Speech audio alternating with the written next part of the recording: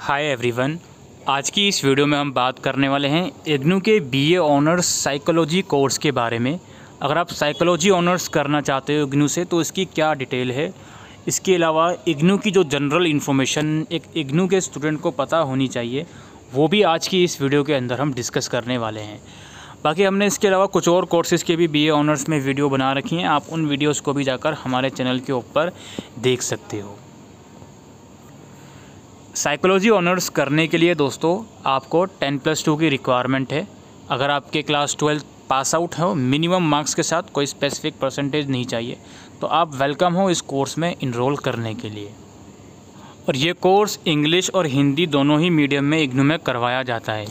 इस कोर्स के अंदर कुछ स्पेसिफिक कैटेगरी वाइज सब्जेक्ट हैं, जैसे कोर कोर्स होता है या डिसिप्लिन स्पेसिफिक इलेक्टिव होता है। ये साइकोलॉजी से रिलेटेड ही सब्जेक्ट रहते हैं। जनरिक इलेक्टिव में आपको साइकोलॉजी के अलावा कोई दूसरे डिसिप्लिन का सब्जेक्ट पढ़ना होगा, जैसे हिस्ट्री, इकोनॉमिक्स, ये सब पढ़ सकते हो। और कुछ सब्जेक्ट आपको एबिलिटी इन्हांसमेंट और कुछ स्किल इन्हांसमेंट की कैटेगरी में पढ़ने होते हैं। अगर मैं कुछ मेन सब्जेक्ट जो पहले एक चीज़ बात कर लेते हैं। आपके सेमेस्टर 1 और 2 में 4-4 सब्जेक्ट्स रहते हैं, सेमेस्टर 3 और 4 में 5-5, और सेमेस्टर 5 और 6 के अंदर 4-4 सब्जेक्ट्स आप लोगों के रहेंगे।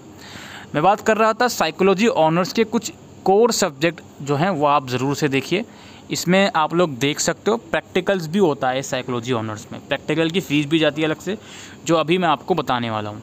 जैसे यहाँ पर आप लोग देख सकते हो इंट्रोडक्शन टू साइकोलॉजी हो गया, या बायो साइकोलॉजी हो गया, साइकोलॉजी ऑफ इंडिविजुअल डिफरेंस हो गया, स्टैटिस्टिकल मेथड फॉर साइकोलॉजी हो गया, साइकोलॉजिकल रिसर्च हो गया, डेवलपमेंट ऑफ साइकोलॉजी हो गया। इस तरह से ये कोर सब्जेक्ट हैं जो कि सेमेस्टर वाइज आपके डिवाइड करे गए हैं।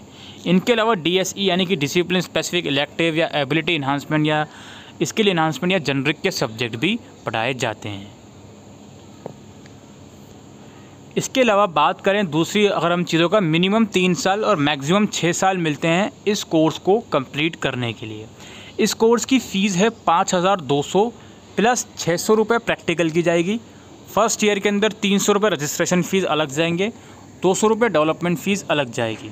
यानी कि पहले साल में जब आप एडमिशन लोगे तो अप्रोक्स आपके लगभग जो पैसे जाने वाले हैं वो 6300 रुपये जाने वाले हैं। इन सबको एडिशन कर दो, 5200 प्लस 6 5800, 300 को ऐड कर दो 6100, 200 6300। पहले साल में आपके 6300 रुपये जाने वाले हैं एडमिशन फ़ीस। एग्ज़ाम फ़ीस अभी अलग जाएगी, उसकी भी मैं बात कर लूँगा। और इसके अलावा आप लोगों की जो है सेकेंड ईयर और थर्ड ईयर में फिर आपकी फ़ीस जाएगी अप्रोक्स 5800 रुपये एडमिशन फ़ीस। ठीक है। अब इसके अलावा जब आप इग्नू में इनरोल करते हो तो एक आपको रीजनल सेंटर लेना होता है और एक स्टडी सेंटर। स्टडी सेंटर में आप लोगों के असाइनमेंट सबमिट होते हैं और क्लासेस वगैरह स्टडी सेंटर में लगती हैं। रीजनल सेंटर में जनरली एडमिनिस्ट्रेशन वर्क होता है, जैसे अगर आपको कोई परेशानी हो गई और वो ऑनलाइन रिजॉल्व नहीं हो पा रही है तो वो रीजनल सेंटर से ही रिजॉल्व होती है। स्टडी मटेरियल नहीं आया घर पे, वो रीजनल सेंटर से ही आप कलेक्ट करते हो। इसके अलावा इसके एग्ज़ाम्स की हम बात करते हैं। ये साइकोलॉजी ऑनर्स कोर्स है आपका सेमेस्टर बेस्ड प्रोग्राम, लेकिन एग्ज़ाम इसके एनुअल मोड में होते हैं। यानी कि फर्स्ट और सेकंड सेमेस्टर एक साथ, थर्ड और फोर्थ सेमेस्टर एक साथ, और फिर फिफ्थ और सिक्स्थ सेमेस्टर एक साथ कंडक्ट होता है। अब जैसे आपका एडमिशन जुलाई सेशन का है तो फर्स्ट ईयर के फर्स्ट और सेकंड सेमेस्टर के एग्ज़ाम जून में होंगे। ठीक है। फिर इसी तरीके से नेक्स्ट जून में थर्ड और फोर्थ सेमेस्टर के, और फिर नेक्स्ट जून में फिफ्थ और सिक्स्थ सेमेस्टर के एग्ज़ाम होंगे। वहीं अगर आपका एडमिशन जनवरी सेशन का है तो फर्स्ट और सेकंड सेमेस्टर के एग्ज़ाम दिसंबर में रहेंगे, और फिर थर्ड और फोर्थ सेमेस्टर के एग्ज़ाम उसके अगले दिसंबर में रहेंगे, एंड देन फिर उसके अगले दिसंबर में थर्ड ईयर के यानी कि सेमेस्टर 5 और 6 के एग्ज़ाम रहेंगे। एग्ज़ाम फॉर्म भरते टाइम आपको एग्ज़ाम फ़ीस देनी होती है, जो कि 200 रुपये पर सब्जेक्ट के हिसाब से जाएगी। इस कोर्स में प्रैक्टिकल का भी सेक्शन रहता है। प्रैक्टिकल जो होते हैं जनरली लेट होते हैं। मैं आपको सिंपल सी बात बता दूं, प्रैक्टिकल के लिए थोड़ा सा आपको परेशान भी होना पड़ सकता है कि यार प्रैक्टिकल कब होगा, इसकी इन्फॉर्मेशन कहाँ से मिलेगी। तो आपसे रिक्वेस्ट करी जाती है जिस भी स्टडी सेंटर में आपने एडमिशन लिया है, थोड़ा सा इसके अंदर आपको केयरफुल रहना पड़ेगा। आप ढील नहीं छोड़ सकती हो।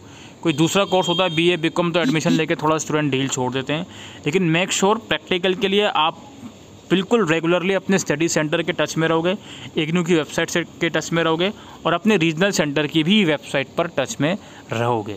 एग्ज़ाम फ़ीस थ्योरी पेपर की अलग से जाती है 200 रुपये, प्रैक्टिकल पेपर की भी कुछ फ़ीस है जो अलग से देनी पड़ेगी आपको। इसके अलावा एग्ज़ाम फॉर्म भरते टाइम आपको एग्ज़ाम सेंटर भी चूज़ करना होता है। जो कि आप ऑल ओवर इंडिया जितने भी एग्ज़ाम सेंटर्स इग्नू में हैं उसमें से कोई भी आप चूज़ कर सकते हो। ये फ़र्क नहीं पड़ता कि आपका एडमिशन कौन से स्टेट का है, आप दूसरे स्टेट का भी एग्ज़ाम सेंटर चूज़ कर सकते हो। इसके अलावा बारी आती है असाइनमेंट की। जस्ट लाइक एग्ज़ाम, असाइनमेंट भी एनुअल ही सबमिट होते हैं। जुलाई सेशन का जिसका एडमिशन है उसके असाइनमेंट उसके अगले साल में मार्च से सबमिट होना शुरू होते हैं, जो कि अप्रॉक्स मिड मई तक चलते हैं।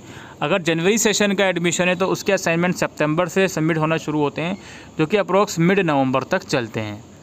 असाइनमेंट जनरली स्टडी सेंटर में ही सबमिट होते हैं। और जनरली क्या होता है कि कई बार ये भी देखा गया है पिछले 2-3 सालों में कि ऑनलाइन मोड भी कुछ रीजनल सेंटर असाइनमेंट के लिए लेकर आते हैं, यानी कि ऑनलाइन मोड में सबमिट कर दो। वो डिपेंड करता है कि जिस भी सेशन में आप सबमिट कर रहे हो उस पर्टिकुलर सेशन की आपके रीजनल सेंटर की क्या गाइडलाइंस हैं।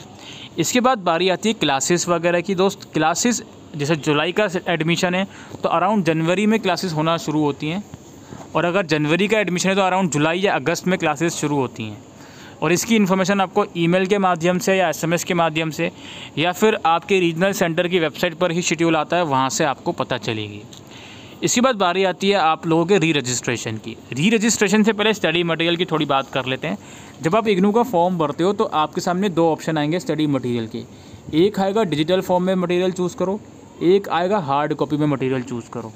अगर आप डिजिटल फॉर्म में स्टडी मटेरियल चूज़ करते हो तो जो भी एडमिशन फ़ीस है उसमें 15% का डिस्काउंट मिलेगा, और अगर आप हार्ड कॉपी में स्टडी मटेरियल चूज़ करते हो तो ये डिस्काउंट आपको नहीं मिलेगा, और स्टडी मटेरियल 3 से 4 महीने के बाद आपके घर में बाय पोस्ट भेज दिया जाएगा। अगर वो नहीं आता है 3 से 4 महीने में भी तो आपको रीजनल सेंटर से कलेक्ट करना होता है। इसके अलावा चूँकि इग्नू के अंदर असाइनमेंट अलग है, थ्योरी पेपर अलग होता है हर एक सब्जेक्ट का, तो हर एक सब्जेक्ट के हर एक कॉम्पोनेंट में तो यहाँ प्रैक्टिकल भी है।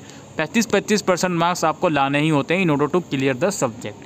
ओवरऑल नहीं, इंडिविजुअली असाइनमेंट का कंपोनेंट, थ्योरी का कंपोनेंट या प्रैक्टिकल है तो उसका कंपोनेंट में 35% मार्क्स आपको अलग से लाने होते हैं। इसके अलावा लास्टली हमारा है री रजिस्ट्रेशन। री रजिस्ट्रेशन का मतलब इग्नू के अंदर होता है 2nd या 3rd ईयर में एडमिशन लेना। और 2 चीज़ें अपने माइंड में बिठाइए आप लोग। पहली चीज़ तो ये बिठाइए कि री रजिस्ट्रेशन का प्रीवियस ईयर एग्ज़ाम के में फ़ेल होने या एब्सेंट होने से कोई भी फ़र्क नहीं पड़ता। जैसे आप मान लेते हैं फर्स्ट ईयर के पेपर में आप अपीयर होने वाले हो और री रजिस्ट्रेशन की आप चिंता कर रहे हो कि अगर मैं पेपर में अपीयर नहीं हो पाया फर्स्ट ईयर के या फेल हो गया तो 2nd ईयर का फ़ीस वेस्ट ना हो जाए।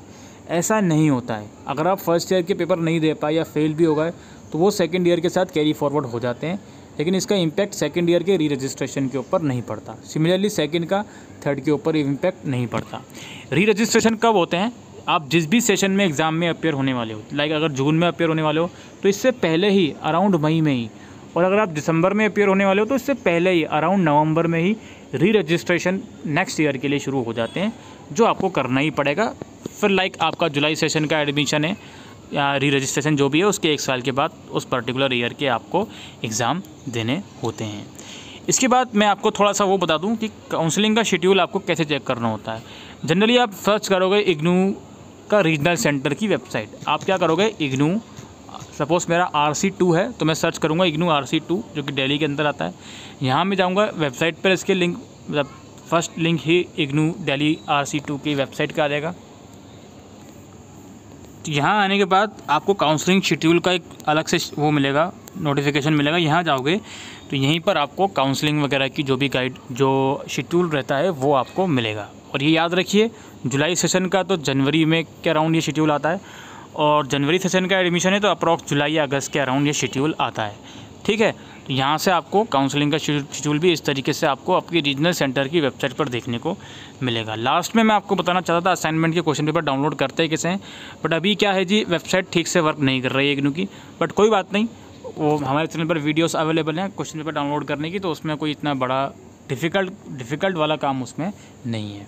तो यही दोस्तों आज की इस वीडियो में इन्फॉर्मेशन थी regarding IGNOU psychology honours course के बारे में। ये वीडियो आपको यूज़फुल लगी हो तो वीडियो को शेयर कीजिएगा। Thank you.